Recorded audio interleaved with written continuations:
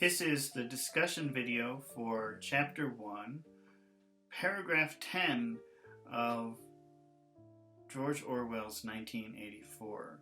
And we have 6 words in this paragraph that I've selected, and those words are optimism, canteen, to sacrifice, hunk, sickly, and to gulp. So let's start with the word optimism. Optimism is all about being positive. The opposite of optimism is pessimism, which means being very negative. But this is like a general view. Look at the picture behind me. If you notice, there's a glass of water, and this is usually how the difference between optimism and pessimism is explained. An optimist will say that the glass is half full. A pessimist will say that the glass is half empty. So it's all about your perspective. Do you think of things in a positive way or a negative way?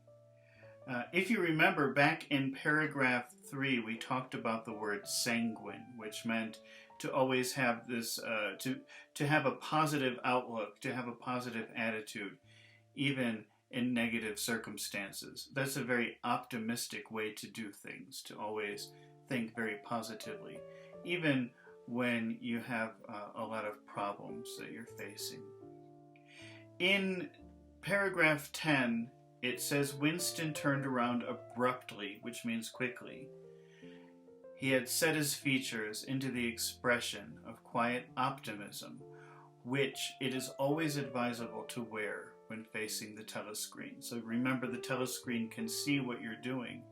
So when you look at the telescreen, you should look optimistic, you should look positive, you should look happy. Otherwise, they may think you're unhappy, and they may scrutinize you a little bit more. Next in the paragraph it says he crossed the room into the tiny kitchen. By leaving the ministry at this time of day, he had sacrificed his lunch in the canteen. A canteen is like a cafeteria. If you're not sure what a cafeteria is, you can see just right behind me, that's a place where you eat, usually at work or something like that. So he didn't have his lunch at the cafeteria at work, at the canteen, and he was aware that there was no food in the kitchen except a hunk of dark-colored bread. There are 2 words, hunk and chunk, and actually I had to look up the difference myself. In case you've seen both of those words before. Hunk is a big piece of something, and chunk is a piece of something that is broken off. But I would actually say that both of them they're both kind of ugly words, I would say. And if you have a hunk of something, it seems like it would have sort of an irregular shape.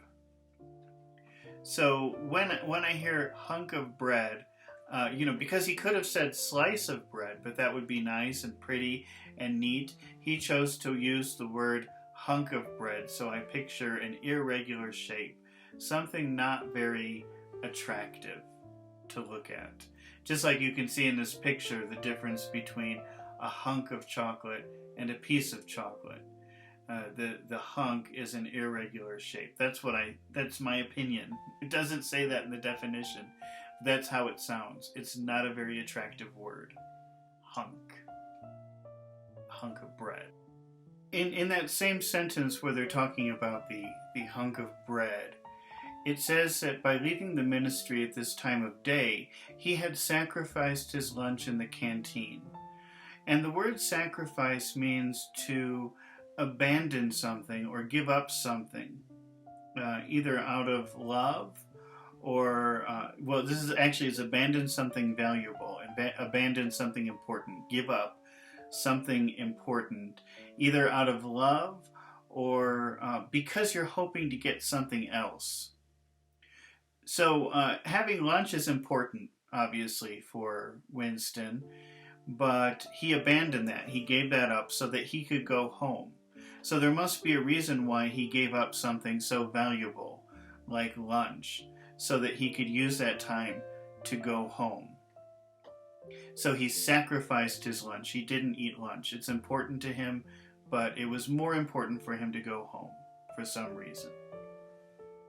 All right, we're getting near the end of the paragraph, and Winston takes out a bottle of Victory Gin. Gin is a type of alcohol, if you don't know. And according to the paragraph, it gave off a sickly, oily smell. The word sickly is usually used to describe a smell or taste that is so horrible that it makes you sick. It makes you feel sick. So the gin gave off a sickly smell. The gin smelled bad. It probably tastes very bad too. So you may want to drink it quickly, which brings us to the word gulp.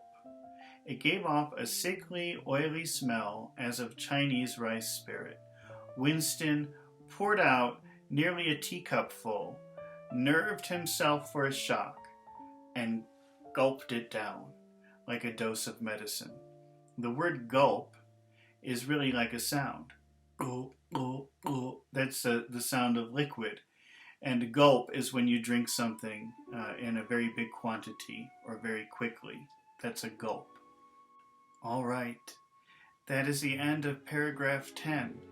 And now we know that Winston left work early for some important reason, because he sacrificed his lunch. His lunch was important to him, but he didn't do it. Instead, he chose to go home for something more important. We don't know what that is yet. And we also know he doesn't eat or drink well. He doesn't have very good food to eat, and he doesn't have very good things to drink. Okay, well, as usual, this would be a great time to go back and listen to that reading again. Listen to paragraph 10 again and try to hear those words and think about what they mean so that you don't forget them. Listen several times.